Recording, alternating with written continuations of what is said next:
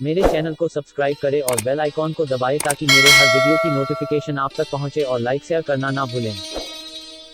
Hello दोस्तों, मैं विपिन कुमार आप सभी का विपिन क्लासेस में स्वागत करता हूं। दोस्तों, आज के मैथ के यह तीसरा सीरीज है। आज के इस सीरीज में दोस्तों हम जानने का प्रयास करेंगे प्री राइटिंग स्किल, जिसे हिंदी में बोला जाता है पूर्व लेखन कौशल। तो दोस्तों, इससे पहले हमने जाना था प्री मैथ्स कॉन्सेप्ट पूर्वगणितीय कौशल, और उसके बाद हमने जाना विभिन्न प्रकार के आकार एवं आकृतियों के बारे में। आज हम जानेंगे दोस्तों प्री राइटिंग स्किल के बारे में।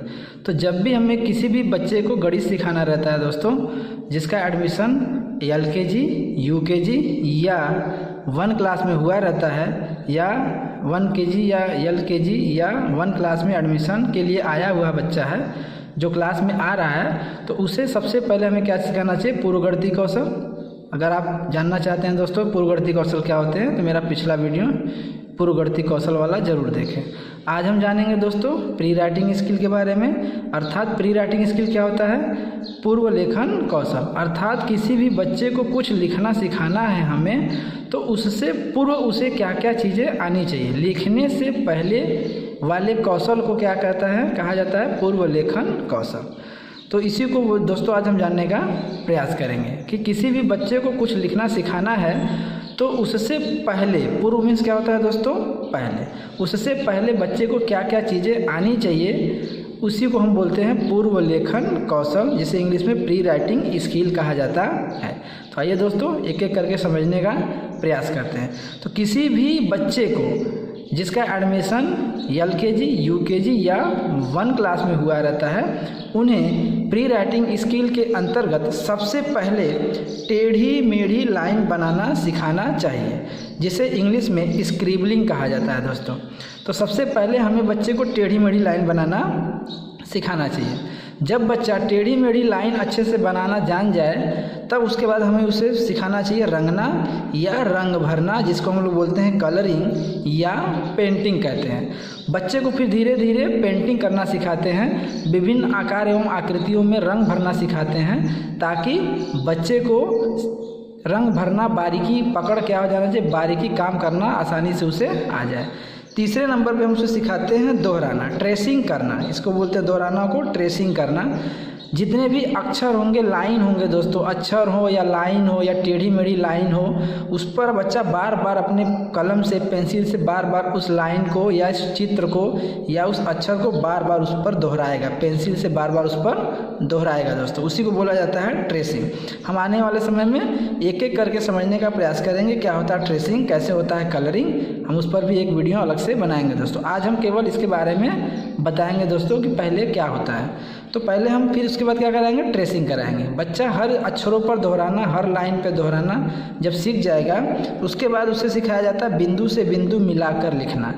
जितने भी अक्षर होंगे सब दोस्तों, या लाइन होगा, स्टैंडिंग लाइन हो या स्लोपिंग लाइन हो या स्लैंटिंग लाइन हो, जितने भी लाइन होंगे या वर्ड होंगे या लेटर होंगे, उसे हम बिंदुवार लिखेंगे, बिंदी बिंदी नुमा लिखेंगे, और बच्चे से कहेंगे कि बिंदु से बिंदु को मिलाकर अक्षर को बनाए, लाइन को बनाए दोस्तों। तो बच्चा क्या करेगा? इसमें बिंदु से बिंदु मिलाकर लिखने का प्रयास करेगा, जिसको हम कहते हैं ज्वाइनिंग टू डॉट। इंग्लिश में क्या कहता है? Joining to dot. अर्थात जितने भी डॉट डॉट होंगे उसे हम जोड़ेंगे दोस्तों, मिलाएंगे। ज्वाइनिंग मीन्स मिलाना कहेंगे या जोड़ने, तो ज्वाइनिंग टू डॉट। तो बिंदु से बिंदु मिलाकर बच्चा लिखने का प्रयास करेगा। जब बिंदु से बिंदु मिलाकर लिखने का प्रयास बच्चा कर लेगा, तो उसे हम नकल करके लिखना सिखाएंगे दोस्तों। अर्थात वो कॉपी या किताब में से देखकर लिखेगा दोस्तों। अर्थात किसी कॉपी से या अपने किसी भी किताब से किसी भी अक्षर को, किसी भी पिक्चर को क्या करेगा? उसे नकल करके देख कर बच्चा लिखने का प्रयास करेगा दोस्तों। जब बच्चा नकल करके लिखना सीख जाएगा, फिर उसके बाद हम उससे कहेंगे कि अब बेटा उसी अक्षर को क्या करो? स्वयं से लिखने का प्रयास करो। तो बच्चा उसे अपने स्वयं से लिखने का प्रयास करेगा कि क लेटर ऐसे बनता है, ख ऐसे बनता है, ग ऐसे बनता है, 1 ऐसे बनता है, 2 ऐसे बनता है। जब बच्चा नकल करके लिखना सीख जाएगा, जिसे हम बोलते हैं कॉपिंग या इमिटेशन, अनुकरण करके लिखना या देखकर दूसरे को देखकर या दूसरे अक्षरों को देखकर जब बच्चा नकल करके लिखना सीख जाएगा तो उससे हम स्वयं से लिखने का प्रयास करवाएंगे कि अब कहेंगे उससे कि बेटा आप क्या करो, उसे स्वयं से लिखो। क स्वयं से लिख के दिखाएगा। ख जब स्वयं से लिखना सीख जाएगा तो उसे हम बोलेंगे फिर पहचान करना सिखाएंगे, आइडेंटिफिकेशन करना सिखाएंगे कि क बेटा बताओ कहाँ पर है, ख कहाँ है, ग कहाँ। सारे लेटर वर्ड को जब बच्चा पहचान करना सीख जाएगा तो इतने जो हमारे प्रोसेस हैं दोस्तों, यही मेरा होता है पूर्व लेखन कौशल, प्री राइटिंग स्किल्स। तो पहले प्री राइटिंग स्किल के अंदर पहले हम बच्चे को टेढ़ी मेढ़ी लाइन बनाना सिखाएंगे जिसे स्क्रिबलिंग कहते हैं। फिर बच्चे को कलरिंग सिखाएंगे, छोटे छोटे पिक्चर देंगे, चित्र देंगे जिसमें बच्चा रंग भर सके। फिर ट्रेसिंग करना, अक्षरों पर दोहराना सिखाएंगे बच्चे को। फिर बिंदु से बिंदु मिलाकर लिखना सिखाएंगे बच्चे को। फिर कहेंगे नकल करके लिखने के लिए बच्चे को सिखाया जाएगा कि कैसे नकल करके लिखिए, कॉपी में देखकर कॉपी से मिलाकर लिखिए। कॉपी में जैसे क ख ग घ लिखा रहता है फ्रेंड्स, वैसे ABCD अल्फ़ाबेट्स लिखे रहते हैं, तो उसे बच्चा देख कर क्या करेगा, नकल कर करके अपनी कॉपी पर लिखने का प्रयास करेगा। उसके बाद स्वयं से लिखने का प्रयास करेगा। तो जब बच्चा ये सब सारी चीज़ें स्टेप पार करेगा तो बच्चा अगर जब स्वयं से अपना लिखना सीख जाएगा, जिसे बोलते हैं राइटिंग फ्रॉम मेमोरी, तो जब बच्चा स्वयं से लिखना सीख जाएगा तो उसके बाद बच्चा जब स्वयं से लिखना सीख जाएगा तो फिर उसके बाद हम कर रहे हैं बच्चे को पहचान करना सिखाते हैं, आइडेंटिफिकेशन, ताकि बच्चा हर एक लेटर को, हर एक वर्ड को, हर एक शब्दों को क्या कर जाए, पहचान करना सीख जाए। जब बच्चा इन सब पहचान करना सीख जाता है तब उसे आगे की बातें हम सिखाएंगे। तो ये रहा मेरा प्री राइटिंग स्किल्स। लेकिन दोस्तों ध्यान देने की बात यह है, हम किसी भी बच्चे को पूर्व लेखन कौशल तभी सिखा सकते हैं जब बच्चे को ये सारी चीज़ें आती रहें, बच्चे में इन सभी का विकास हुआ हो। अगर इन सभी का विकास नहीं होगा तो बच्चे को पूर्व लेखन कौशल, प्री राइटिंग स्किल सीखने में समस्याएं आएंगी दोस्तों। जैसे बच्चे को प्री राइटिंग स्किल, पूर्व लेखन कौशल सीखने से पहले क्या क्या आना चाहिए, बच्चे को सबसे पहले लिसनिंग या हियरिंग आना चाहिए, अर्थात सुनना आना चाहिए, ताकि बच्चे के कान में किसी भी प्रकार का प्रॉब्लम रहेगा तो ये सारी चीज़ें उसे करने में प्रॉब्लम क्रिएट होगा। इसलिए बच्चे को लिसनिंग और हियरिंग आना चाहिए, अर्थात सुनना आना चाहिए।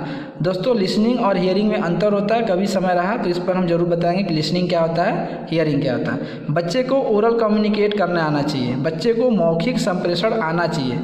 मौखिक मतलब होता है दोस्तों आमने सामने रखकर बच्चा आपसे बातचीत कर सके, बताए हुए प्रश्नों का जवाब दे सके, उसी को बोला जाता है ओरल कम्युनिकेशन।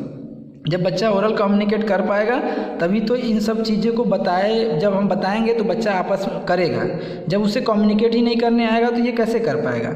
उसके बाद मेंटल पावर या IQ लेवल, बच्चे का जो बौद्धिक स्तर होता है वो भी क्या होना चाहिए, नॉर्मल होना चाहिए, समान होना चाहिए, ताकि वो बताए हुए इंस्ट्रक्शन को, निर्देश को फॉलो कर सके, समझ सके।